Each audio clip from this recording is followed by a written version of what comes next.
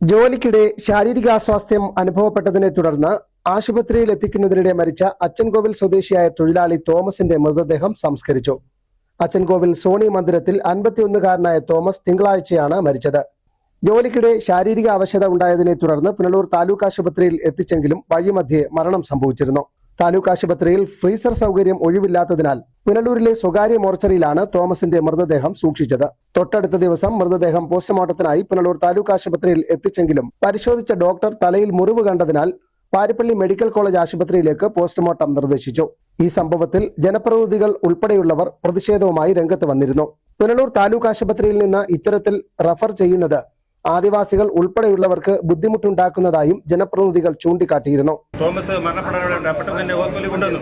ഇവിടെ എന്തോ കാണിക്കുന്നത്, ഈ ഒറ്റപ്പെട്ട പ്രദേശത്ത് ഇത്രയും ദൂരെ നിന്ന് വരുന്ന ആളുകൾ, അവർക്ക് അവരുടെ സാമ്പത്തികമായ വിനിയോഗം നിൽക്കുന്ന ആൾക്കാര് ഉടനെ ഇവിടെ ഈ മോർച്ചറി വെക്കാൻ പോലുള്ള അനുവാദം അവർ കൊടുത്തില്ല. അവരെ പാൻ ഇന്ത്യ എന്ന് പറഞ്ഞാൽ പ്രൈവറ്റിൽ കൊണ്ടുവെക്കേണ്ടി വന്നു. അവിടെ സമ്പത്ത് കൊടുക്കുക, അവിടെ കയറ്റുമോ? അപ്പൊ അത്തരത്തിലുള്ള അനീതിയാണ് ഈ ഒറ്റപ്പെട്ട പ്രദേശത്ത് നിന്ന് വരുന്നവരുടെ കാണിക്കുന്നത്. ഈ ഗവൺമെന്റ് ഹോസ്പിറ്റലിൽ ഉത്തരവാദിത്തപ്പെട്ട ആളുകൾ ഇവിടെ ഇപ്പൊ എന്താണ്, ഇവിടെ വന്നവരും ബന്ധുക്കളും സ്വന്തം മക്കളും അടക്കമുള്ളവർ പറഞ്ഞ് എഴുതി കൊടുത്തു. പോലീസ് ഇൻക്വസ്റ്റ് തയ്യാറാക്കിയപ്പോൾ പരാതിയില്ലെന്ന് വരെ എഴുതി കൊടുത്തിട്ടുണ്ട്. ഞങ്ങളെല്ലാം ബന്ധപ്പെട്ട പൊതുപ്രവർത്തകർ ഒപ്പിട്ട് കൊടുത്താണ്.